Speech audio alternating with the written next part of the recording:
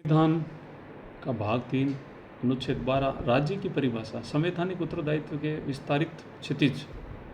इस भाग में जब तक संदर्भ में अन्यथा अपेक्षित हो, राज्य के अंतर्गत राज्य भारत की सरकार और संसद तथा प्रत्येक राज्य की सरकार विधानमंडल और भारत के राज्य क्षेत्र के भीतर या भारत सरकार के नियंत्रण के अधीन सभी स्थानीय अन्य प्राधिकारी है। अनुच्छेद 12 भारतीय संविधान के भाग 3 का प्रवेश द्वार है, जो यह निर्धारित करता है कि किन संस्थाओं के विरुद्ध मौलिक अधिकारों का परिवर्तन किया जा सकता है।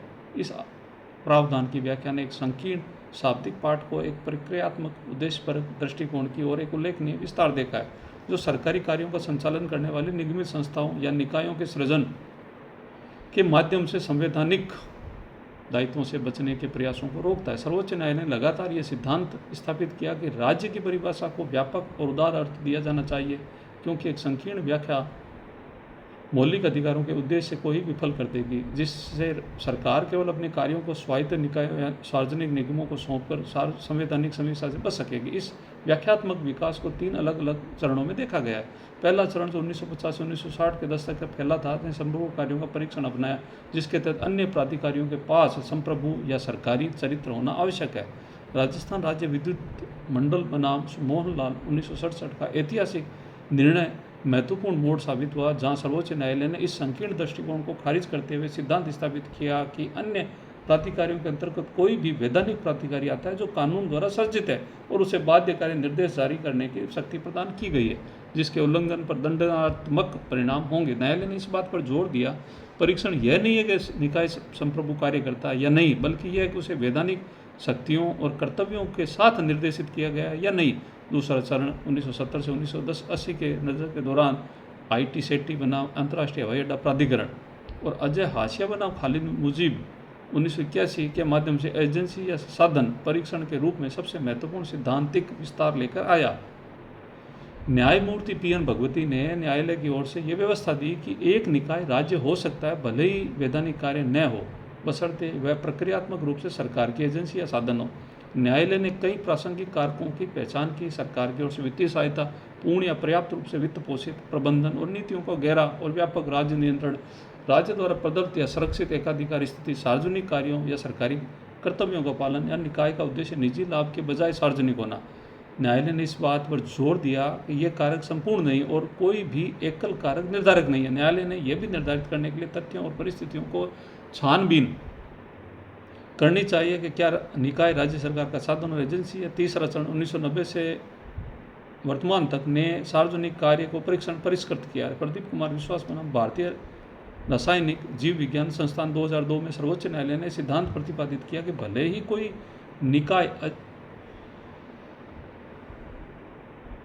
निकाय अजय हाशिया के मानदंडों को संतुष्ट करता हो, जांच तथ्य विशिष्ट बनी रहती है और प्रत्येक मामले में प्रश्न है कि क्या निकाय सरकार का साधन एजेंसी है, जिसके लिए तथ्यों और परिस्थिति की छानबीन की आवश्यकता होती है। न्यायालय ने स्पष्ट किया कि सोसाइटी पंजीकरण अधिनियम के तहत पंजीकृत या कंपनी अधिनियम के विनियमित इकाई भी अभी भी राज्य हो सकते हैं, यदि वे प्रक्रियात्मक परिस्थितियों को संतुष्ट करते हैं। सबसे महत्वपूर्ण हालिया विकास M शोभा बनाम मुथूट फाइनेंस लिमिटेड में आया, जहाँ सर्वोच्च न्यायालय ने पुनः पुष्टि की कि निजी कंपनियां भले ही भारतीय रिजर्व बैंक जैसे वैधानिक प्राधिकरण द्वारा विनियमित हो, स्वचालित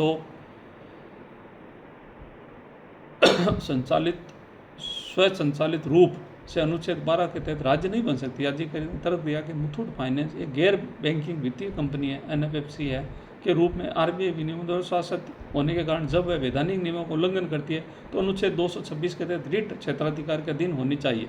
इस दलील को खारिज करते न्यायालय ने कहा कि RBI दिशा निर्देश केवल नियामक उपाय है, कंपनी पर नियंत्रण का संकेत नहीं देते हैं। यह तथ्य है कि निजी कंपनी का एक वैधानिक प्राधिकार बनाए गए नियमों और विनियम द्वारा शासित है, बिना किसी और अधिक के उसे राज्य का साधन नहीं बनाता। न्यायालय ने स्पष्ट किया कि किसी निजी संस्था को राज्य माने जाने के लिए उसे या तो एक सार्वजनिक कर्तव्य सरकारी कार्य करना चाहिए या गहरे और व्यापक राज्य का नियंत्रण होना चाहिए।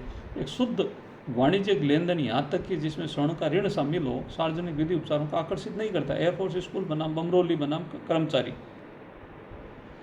2025 में सर्वोच्च न्यायालय की 3 न्यायाधीश पीठ ने 2-1 के बहुमत से निर्णय दिया कि IAF इंडियन एयरफोर्स कर्मियों के कल्याण उपाय के रूप में स्थापित एक एयरफोर्स स्कूल अनुच्छेद 12 के तहत राज्य नहीं था। बहुमत इस बात का जोर दिया कि स्कूल का कोई भी सरकारी अनुदान या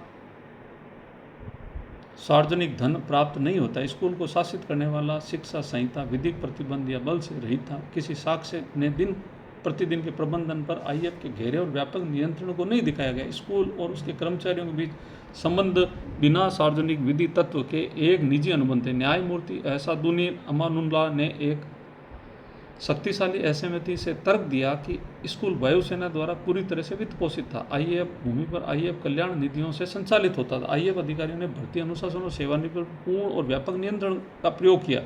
उन्होंने आगे तर्क दिया कि गैर सार्वजनिक निधि शब्द भ्रामक था। ये निधियां अनिवार्य रूप से सार्वजनिक प्रकृति की थी, जिसमें वायुसेना इकाइयों ने प्रत्यक्ष योगदान शामिल था। जो आयकर से छूट प्राप्त थी, जिसका अर्थ है कि सरकार ने अपना हिस्सा माफ कर दिया। अंततः केंद्र सरकार ने अनुरेखणीय थी। एयरफोर्स स्कूल मामले में विभाजन अनुच्छेद 12 की न्याय संगत में एक अनसुलझे तनाव को प्रकट करता है। सरकारी संसाधनों के साथ संचालित होने वाली निजी संस्थाओं और संवैधानिक जांच के अधीन सार्वजनिक संस्थाओं के बीच रेखा कहाँ खींची जानी चाहिए। असहमति का तर्क बताता है कि प्रक्रियात्मक नियंत्रण, संसाधन अनुरेखण और सार्वजनिक उद्देश्य निधि लेबलों के बारे में औपचारिकतावादी भेदों की तुलना में अधिक उपयुक्त मापदंड हो सकते हैं। यह मुद्दा अंततः एक बड़ी पीठ द्वारा हल किया जा सकता है। अनुसंधान नोट: अनुच्छेद 12 में विस्तार ने मौलिक अधिकारों की पहुंच को महत्वपूर्ण बढ़ाया है, लेकिन उन निजी संस्थाओं की स्थिति के संबंध में अनिश्चितता भी पैदा की है जो कुछ सरकारी लाभ या विनियमन प्राप्त करती है।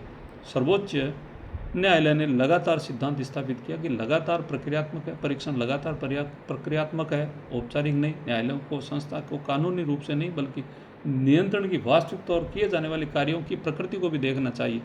हालांकि मुथूट फाइनेंस निर्णय स्पष्ट करता है कि सामान्य वाणिज्यिक विनिमय संस्थाओं को राज्य अभिनेताओं के परिवर्तित नहीं करता है, जो सार्वजनिक और निजी विधि उपचारों के बीच एक सार्थक अंतर को संरक्षित करता है। धन्यवाद।